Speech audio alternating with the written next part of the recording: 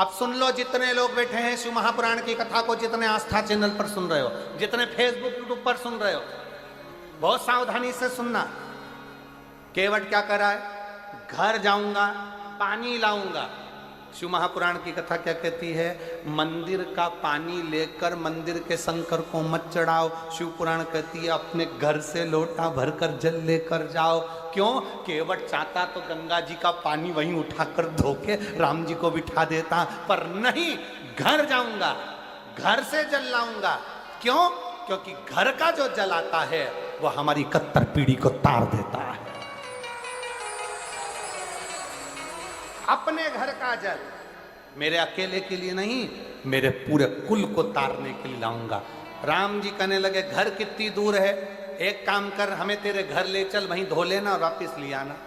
केवट बोला नहीं नहीं नहीं, घर में इतनी जगह है नहीं, तुम तो यहीं खड़े रहो, दूसरा नाव वाला तुम्हें पकड़ के ले गया तो एक काम करो, तुम यहीं रहो। राम जी बोले ठीक है, जल्दी जा, जल्दी आना। केवट जाने लगा। इतने में लक्ष्मण जी राम जी के पास आकर बोले प्रभु मेरा एक निवेदन स्वीकार करोगे? राम जी ने पूछा क्या? क्यों इसके चक्कर में पड़े हो? दूसरी नाव बुला लेते हैं और निकल जाते हैं। केवट ने सुनते सी दौड़ के वापिस आ गया, राम जी का हाथ पकड़कर गंगा नदी की रेत पे खड़ा कर दिया और राम जी का हाथ पकड़कर खड़ा कर कर एक उंगली से चारों तरफ घेरा बना दिया और घेरा बनाकर कहा प्रभु अगर इस घेरे से बाहर निकले तो मेरी सौगंध है तुमको। राम जी अच्छे खासे पेड़ की छांव में थे, अब मालूम पड़ा धूप में खड़ा कर दिया। राम जी ने लक्ष्मण जी से कहा थोड़ा धीरे नहीं बोल सकता था? इतना तेज बोला, वो मुझे धूप में खड़ा करके चले गया। राम जी कहते हैं अभी तक भगवान भक्त को बांधता था, आज भक्त ने भगवान को बांध दिया, लगा दिया फेरा वहीं पर खड़े राम। केवट गया घर, पत्नी को आवाज लगाया, सुनती है? पत्नी ने पूछा क्या? मेरी मां जिस पात्र में आटे को सनती थी वो कठवता कहाँ है? पत्नी ने कहा वो रखा, ये तो पत्थर का, मेरी अम्मा के जमाने का लकड़ी का पात्र लाया, पत्थर का नहीं। पत्नी ने पूछा क्यों? पति ने कहा ये पत्थर का कठवते में अगर चरण धुलाऊंगा तो पत्थर पे से पानी सूख जाएगा, लकड़ी के कठवते में धुलाऊंगा तो लकड़ी पानी को सोख लेगी, रोज आटा उसनेंगे, रोज राम जी के चरण का जल मिल जाएगा और अपना कल्याण हो जाएगा। रोज लकड़ी का कठवता लिया, पत्नी से कहा तू भी मेरे साथ चल। एक लोटा जल भरा और सीधे राम जी के पास पहुंच गए। राम जी के पास पहुंचकर कठवता रखा नीचे, पत्नी को दिया लोटा, राम जी से कहा रख दो इसमें तुम्हारे चरण। राम जी ने बर्तन देखा तो छोटा सा था, अपना एक पांव रख दिया। केवट ने कहा प्रभु एक में काम नहीं चलेगा, दोनों रखो। राम जी ने पूछा छोटा सा बर्तन है, गिर जाऊंगा, दो पांव नहीं आएंगे। केवट कहने लगा बिल्कुल नहीं गिरोगे, एक काम करो मेरा सिर पकड़ लो, मेरा सिर पकड़ लो। राम जी ने मन में सोचा कितना चकड़ो। राम जी बोले मैं गिरना पसंद है पर तेरा सिर पकड़ना पसंद है, नहीं पकड़। अब केवट राम जी ने दोनों चरण अंदर रख दिया और केवट ने अपनी पत्नी को पकड़ाया पानी का लोटा। केवट ने कहा तू पानी डाल, मैं इनके चरण धोता हूं। ये कह रहा है मैं हाथ नहीं रखूंगा और मैं भी इनका पक्का चेला, हाथ रखवा के मानूंगा, हाथ रखवा के मानूंगा। और मेरी जीजियों, ए मेरे जसपुर वासियों, कुनकुरी के निवासियों, मायाली गांव के वासियों, ये आपका विश्वास था। जैसे केवट ने सोच लिया था कि मैं राम के हाथ रखवाऊंगा, आपने सोच लिया था एक बार शिव महापुराण की कथा जरूर हो। आपका विश्वास। राम जी के चरण केवट धोने लगा। धोते धोते केवट ने परात को, वो कठवते को हिलाया, हिलाते से राम जी घबरा गए, क्या कर रहा है, गिराएगा? केवट बोला नहीं गिरोगे, मेरा सिर पकड़ो हो। राम जी बोले नहीं पकड़ूंगा। अब नहीं पकड़े तो केवट ने फिर हिलाया। लक्ष्मण जी बोले भैया जाते जाते हड्डी वड्डी टूट जाएगी, पूरा वनवास यहीं हो जाएगा और इसके चक्कर में अपन पड़े रह जाएंगे, तुम तो पकड़ लो। राम जी ने अपना एक हाथ केवट के सिर पे रखा केवट ने सोचा एक हाथ तो भगवान तुम कजन कित्तों के सिर पे रख दोगे, जब दोनों हाथ रखा है तो बात हो। केवट ने फिर हिलाया, राम जी के पकड़े, गिराएगा क्या, और जो सिर पकड़ा देवता पुष्पों की वृष्टि करने लगे। धन्य है रे केवट, तू धन्य धन्य। जैसे देवता पुष्पों की वृष्टि करे थे, आज इस वनवासी क्षेत्र में, आदिवासी क्षेत्र में, ये पूरे क्षेत्र में आज देवता भी ऊपर से देख रहे होंगे कि शिव पुराण इतने वीरान जंगल में, इतने वीरान जंगल में, गजब। तो देवता भी ऊपर से बैठे बैठे पुष्प वर्षा तुम्हारे लिए कर रहे होंगे कि शिव की कथा का आनंद ले रहे। चरण धोए, चरण धोए, चरणामृत लिया।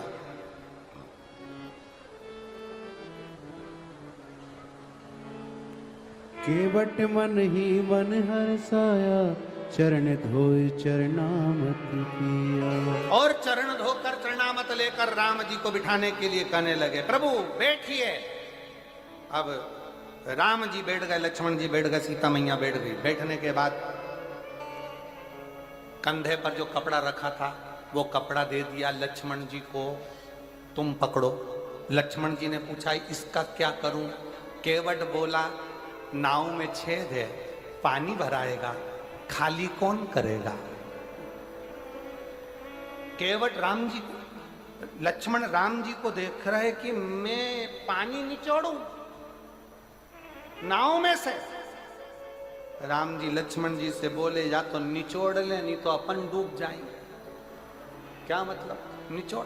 अब लक्ष्मण जी पूरी नाव का पानी निकालते रहे, निकालते रहे। केवट नाव चलाता रहा, चलाता रहा, यहां से जाए वहां, वहां से जाए यहां, यहां से जाए वहां, वहां से जाए यहां।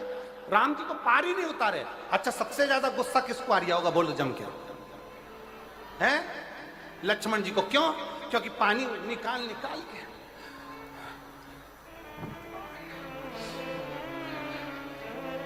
लक्ष्मण जी को सबसे ज्यादा गुस्सा आ रहा। हम निचोड़ निचोड़ के परेशान, और ये घुमा घुमा के परेशान। पार उतार दे दादा, पार उतार दे। इतने में लक्ष्मण को गुस्सा आ गया। लक्ष्मण जी बाण लेकर खड़े हो गए।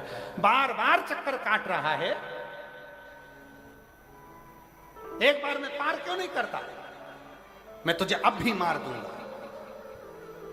इतने में तो तुरंत जैसे ही कहा अभी मार दूंगा, केवट बोला मार दो। ये मत सोचना मैं तुम्हें पहचानता नहीं हूं। ये नारायण है, ये लक्ष्मी है, तुम शेषनाग हो। मैं पूर्व में कछुआ था, दर्शन करने वैकुंठ गया था। शेषनाग, तुमने इतनी तेज फुनकारा, मरने के बाद केवट बन गया। अभी भी घाटे में नहीं जाऊंगा। तुमने बाण मारा तो मैं मर जाऊंगा। मर गया तो उसमें फायदा मेरा है, मरकर वैकुंठ जाऊंगा। पर मेरी पत्नी तुम्हारा पीछा नहीं छोड़ेगी। मैं मर गया तो अंतिम संस्कार भी राम जी तुमसे ही कराएगी, और 12वें का भोजन भी तुमको ही खिलाएगी। राम जी बोले लक्ष्मण से, लक्ष्मण बैठ जा, क्यों आफत कर रहा है, बैठ जा। जितनी बार घुमाए घुमाने दे। राम जी ने केवट से कहा, पार उतार दे रे, पार उतार दे। राम जी के कहने पर केवट ने पार उतारा। अब उतराई देने के बाद में क्या दिया? तो मां जानकी की विठी का देने की बात आई, पर केवट मना करते हैं। तब राम जी ने जाते जाते, अब आई कथा, अब है कथा। राम जी ने जाते जाते केवट से कहा, केवट हम जा रहे हैं, तू हमको याद करते रहना। केवट हम जा रहे हैं, राम जी कह रहे हैं, तुम हमको याद करते रहना। इतने में केवट बोला, प्रभु। राम जी से केवट कहता है, प्रभु घर में इतना काम पड़ा है, नाव अलग चलाना रहती है, फूटी हुई नाव का पानी अलग निकालना रहता है। अब बताओ ऐसे में मैं तुमको कैसे याद करूंगा? घर में काम इतना, पानी अलग निकालना, नाव अलग चलाना, और आप कह रहे हो कि मुझे याद करना? केवट ने कहा, प्रभु मेरे बस की बात नहीं है कि मैं आपको याद करूं। तो राम जी ने पूछा, फिर क्या होगा? केवट ने कहा, प्रभु मैं आपको याद करूं ये मेरी औकात नहीं, बस इतनी कृपा करना, आप मुझे याद कर लेना, मेरी जिंदगी सार्थक हो जाए।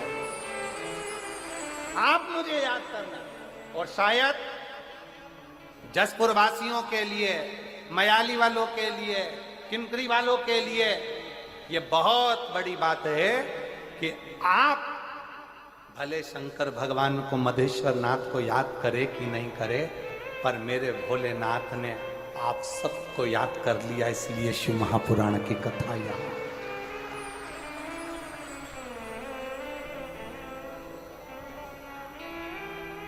इसलिए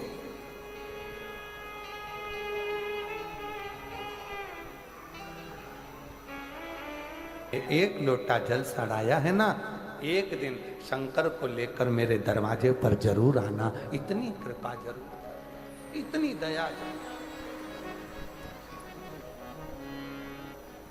और तुम तो जानो भोले जी घट घट, हर एक के घट की बात जानता है, इसलिए उसका नाम शिव है। एक पत्र देखिए,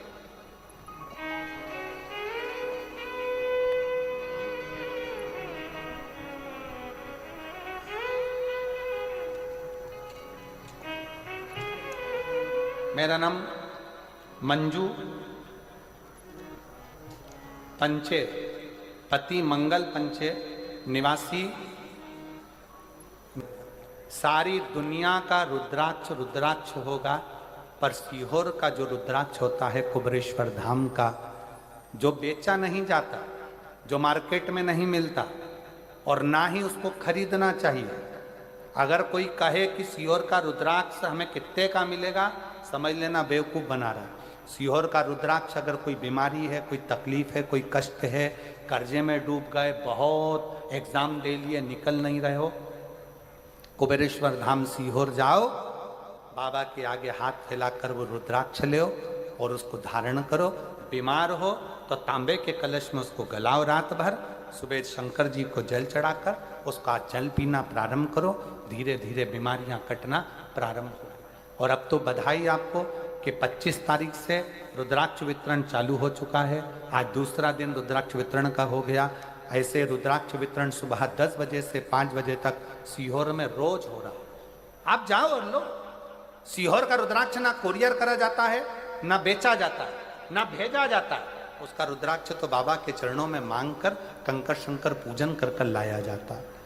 बाबा, मेरे पिए ने मुझको गले से रुद्राक्ष निकाल कर दे दिया और कहा, दीदी इस रुद्राक्ष को पानी में गला कर पियोगी ना तो आराम लग जाएगा। मैंने उससे पूछा ये रुद्राक्ष कहाँ का है, तो उसने कहा ये सीहोर का रुद्राक्ष है जो मैं लेकर आया।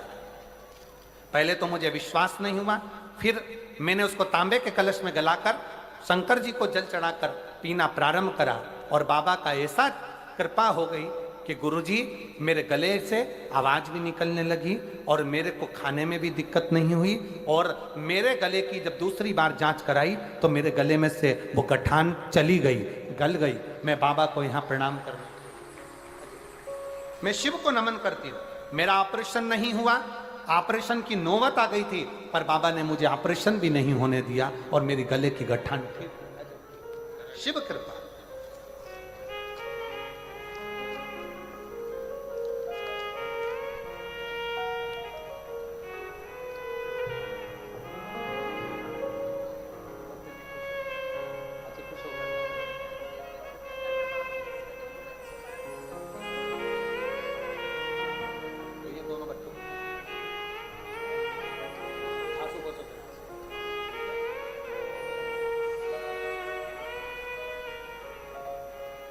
शिव कृपा से एक पत्र और बड़ा सुंदर है महाराज।